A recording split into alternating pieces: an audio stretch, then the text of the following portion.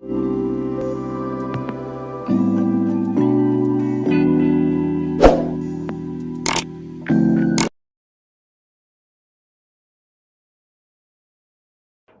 இயேசு கிறிஸ்துவின் நாமத்தில் உங்கள் எல்லாரையும் வாழ்த்துகிறேன்.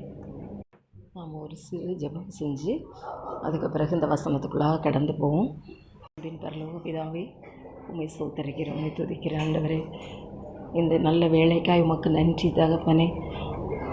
என்னையும் ஒரு சிறு கருவியாக உம்முடைய ராஜ்யத்தை கட்டும் பணியில் தெரிந்து கொண்டீரே, உமக்கு நன்றி செலுத்துகிறேனப்பா. ஆண்டவரே, தேவையுள்ள எத்தனையோ ஜனங்கள் உண்டு, உம்மை தேடி அலைகிற மக்கள் உண்டு. ஆண்டவரே, கண்ணீரிலும் வேதனையிலும் பாடுகளிலும் தகப்பனே, எங்களை யார் தேற்றுவார் ஆற்றுவார் என்று சொல்லி கதறுகிற ஜனங்கள் உண்டப்பா. ஆண்டவரே ஐயா, நீர் அப்படிப்பட்ட ஜனங்களுடைய இருதயத்தில் நீரே தேவன் என்றும், உம்மை தேடுகிறவர்களை நீர் ஒருபோதும் கைவிடுகிறதில்லை என்றும், நீர் ஒருவரே இரட்சகர் என்றும், நித்திய ஜீவனை கொடுக்கிறவர் என்றும் பேசும்படிக்கு ஜெபிக்கிறேன்.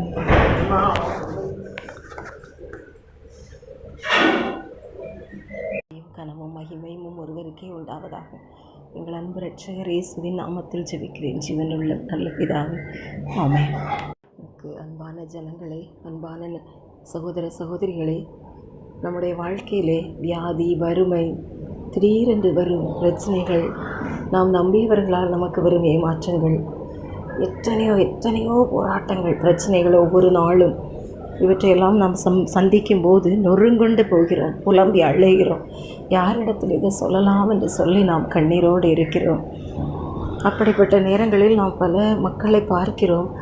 அவங்க மாதாவே, அந்தோனியாரே, ஜெபஸ்தியாரே, சூசேப்பரே, இன்னும் எத்தனையோ புனிதர்களை நோக்கி அவங்க வேண்டுதல் செய்து கொண்டிருப்பதை நாம் பார்க்கிறோம். அவர்களிடத்தில் நாம் கேட்டால் அவங்க சொல்லுவாங்க, இது பரிந்துரை ஜெபம் பண்ணுவாங்க, நமக்காக புனிதர்கள் பரிந்து பேசி ஜெபிப்பாங்க இயேசுட்ட அப்படின்னு சொல்லுவாங்க.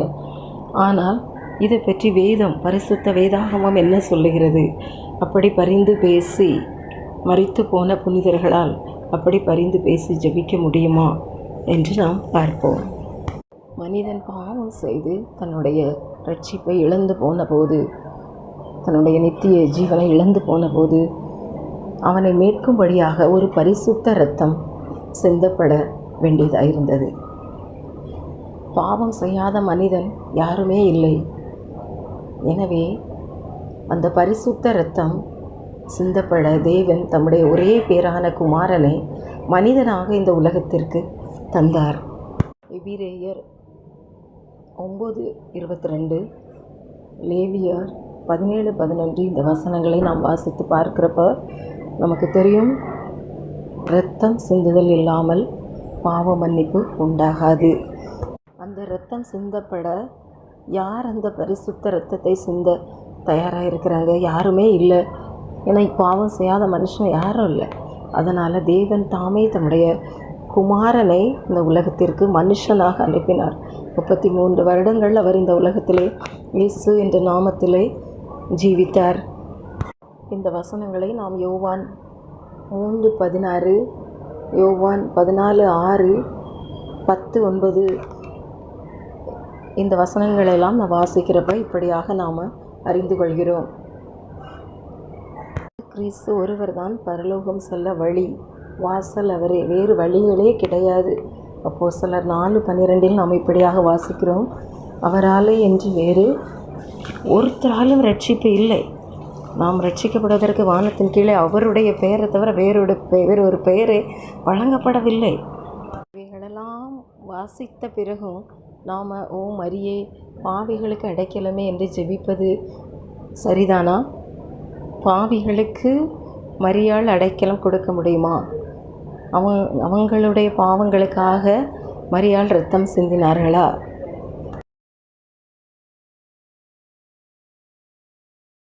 தவறு செய்தவர்களுக்கு தண்டனை கொடுக்கப்பட வேண்டும் என்பது இவ்வுலக நீதி மாத்திரமல்ல, தேவனுடைய நீதியும் அதுதான். ஆனால் தவறு செய்யாத ஒருவர் அந்த பழியை தம்மேல் சுமந்து கொண்டு தண்டனை பெற்றால் குற்றம் செய்தவர் மன்னிப்பு பெறுகிறார். அந்த தண்டனையை நமக்காக ஏற்று இரத்தம் சிந்தியவர் மரியாளோ எந்த புனிதர்களோ அல்ல. அவர் இயேசு ஒருவர் தான். அதற்காக மரியாளோ புனிதர்களோ அவர்கள் யாரையோ நாம் குறைத்து பேசவில்லை. அவர்கள் இயேசுவை இந்த உலகத்திற்கு காண்பித்து சென்றார்கள். இயேசுவை போல நாம் வாழ வேண்டும் என்று சொல்லி அவர்கள் வாழ்ந்து காட்டி சென்றார்கள். ஆனால் இன்றைக்கு நாம் அவர்களை பிடித்து கொண்டு இயேசுவை பின்னால் தள்ளிவிடுகிறோம். பரிசுத்தமாக இந்த வழியில், இந்த உலகத்திலே இயேசுடைய வழியில் வாழ்ந்தவர்கள், வேதத்தின் வெளிச்சத்தில் வாழ்ந்தவர்கள் இன்று பூமியின் தூளில் இளைப்பாரி கொண்டிருக்கிறார்கள். அவர்களால் நமக்கு ஒன்றும் செய்ய முடியாது. இந்த வசனங்களை பாருங்கள். 1 சாமுவேல் 8:25, தானியேல் 12:13. இந்த வசனங்களை நாம் வாசித்து பார்க்கும்போது நாம் தெரிந்து கொள்கிறோம், அவர்கள் பரிசுத்தவான்கள் இளைப்பாரி கொண்டிருக்கிறார்கள். அவர்கள் எழுந்திருக்கும் போது, மறுபடியும் உயிர் தெழுந்திருக்கும் போது பரலோகத்தில் காணப்படுவார்கள். அவர்கள் உயிரோடு இருந்த நாட்களில் நிறைய அற்புதங்கள் செய்தார்கள். ஆனால் அவர்கள் மரித்த பின்பு அவர்கள் இளைப்பாரி கொண்டிருக்கிறார்கள். இப்போது நாம் அவர்கள் மூலமாக ஜெபிக்கவோ அவர்கள் மூலமாக இந்த அற்புதங்களையாவது பெற்றுக்கொண்டோம் என்று சொன்னால் அது சரியாகாது. ஒரு அம்மா இருந்தாங்க, எங்கள் ஊர் பக்கத்தில் ஒரு அம்மா இருந்தாங்க. அப்போது அவங்க சொன்னாங்க, அவங்க ஒரு வாலிப பெண் அடிக்கடி காணாமல் போயிடுவா. திடீரென்று பார்த்தா அந்த ஊர் பக்கத்தில் நிற்கிறா, இந்த ஊர் பக்கத்தில் நிற்கிறான்னு சொல்லுவாங்க. அடுத்த நாள் அன்றைக்கு நைட்டோ அல்லது அடுத்த நாளோ இவங்க போய் அந்த பிள்ளையை கூட்டிகிட்டு வருவாங்க. ஒரு சத்துரு போராட்டம் மாதிரி அவளுக்கு இருந்துச்சு. அப்போது அவங்க ஒரு நாள் என்கிட்ட சொன்னாங்க, அக்கா நான் வந்து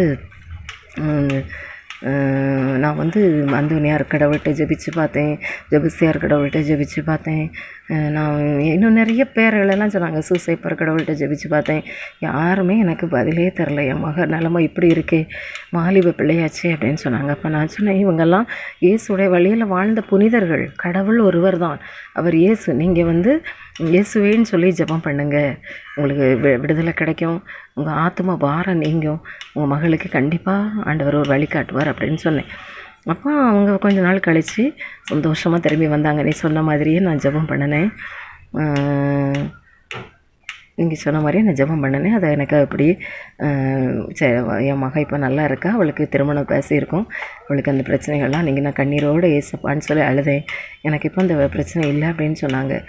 ஆனால் நம்மளுக்கு இந்த டெம்பரரி ரிலீஃபுக்காக மாத்திரம் அல்ல, நம்ம நித்திய ஜீவன். இந்த உலகத்தில் நம்மளுக்கு ஒரு தடவை தான் வாழ்க்கை. இந்த வாழ்க்கை ஒரு நாள் என்றைக்கு ஆண்டவர் நம்மளை அழைக்கிறாரோ அப்போ நம்ம போக வேண்டியதான். யாருமே நான் ரொம்ப திறமைசாலி, ரொம்ப படித்தவ, ரொம்ப அறிவாளி அல்லது ரொம்ப பணம் இருக்குது, ரொம்ப நாலேஜ் இருக்குன்னெலாம் சொல்லி நம்ம வரலன்னு சொல்ல முடியாது.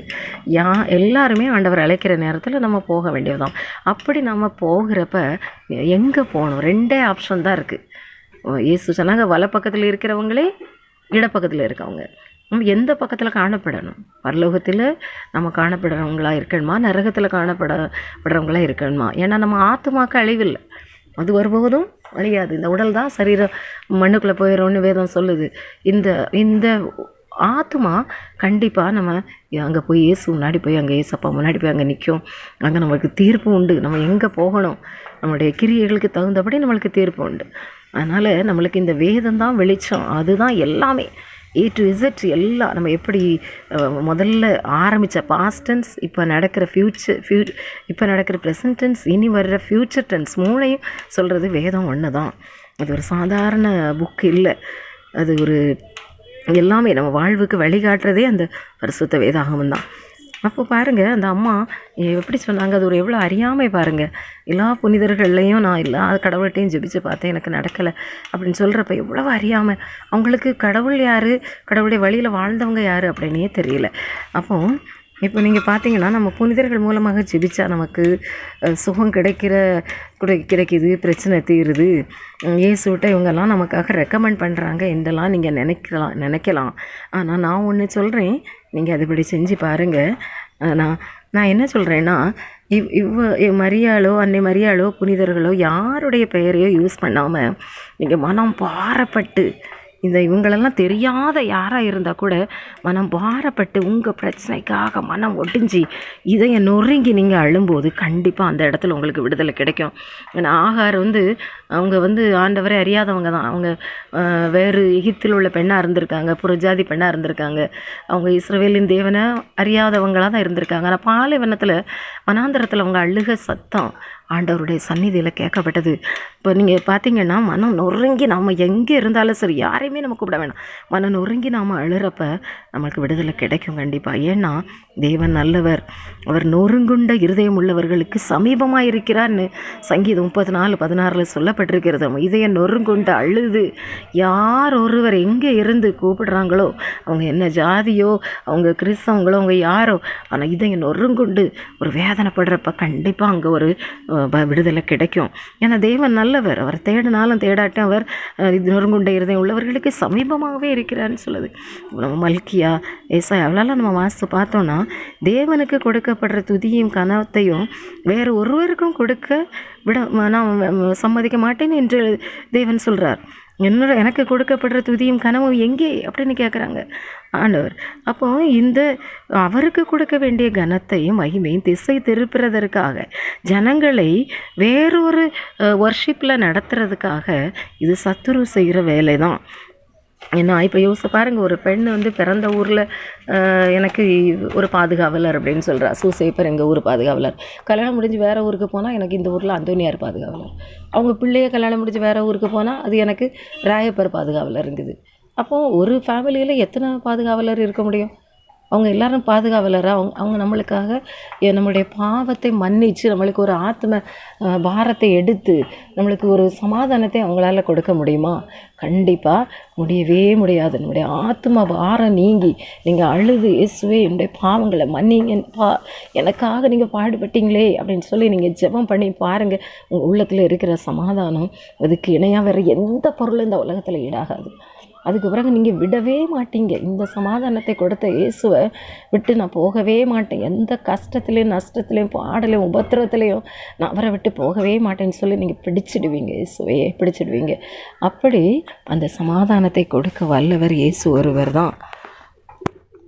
இப்படி எல்லா புனிதர்களும் நம்மளுக்கு ஒரு சமாதானத்தை தர்றதா இருந்தால் நம்ம பாவத்திலிருந்து விடுதலை கொடுத்து நம்மளை பரலோகத்துக்கு கொண்டு போக முடியும் என்றால், அப்படியானால் தேவன் இந்த உலகத்திற்கு மனிதனாக வர வேண்டிய அவசியம் என்ன?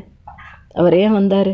அப்போ தான் சரி எல்லாரும் சூசைப்பர் பார்த்துக்கொள்வார், அந்தோனியார் பார்த்துக்கொள்வார். ஏன் இயேசு இந்த உலகத்துக்கு வரணும்? யோசித்து பாருங்கள். அதனால் நம்முடைய பாவத்தை மன்னித்து நம்முடைய ஆத்மாவுக்கு சமாதானம் கொடுக்குறவர் இயேசு மட்டும்தான். நம்ம ரட்சித்து நம்முடைய மரணத்துக்கு பிறகு நம்மளுக்கு நித்திய ஜீவனை கொடுப்பதும் இயேசு ஒருவர் தான். நான் இயேசுடைய நாமத்தில் ஜெபிக்க நான் கொடுக்குற வேத வசன ஆதாரங்கள் ஏதோ நான் போட்டிருக்கேன். இதை நீங்கள் வாசித்து பாருங்கள். இந்த வசனங்களையெல்லாம் என் அன்பான சகோதர சகோதரிகளை ஒரு நிமிஷம் நீங்கள் சிந்திச்சு பாருங்கள், நான் சொல்கிறது உண்மையா இல்லையான்னு. அப்படி இல்லை நீங்கள் கமெண்ட் பாக்ஸில் அதுக்கு நீங்கள் ஆண்டவர் எல்லாருடைய இதயங்களை திறக்கும்படி நான் ஜெபிக்கிறேன்.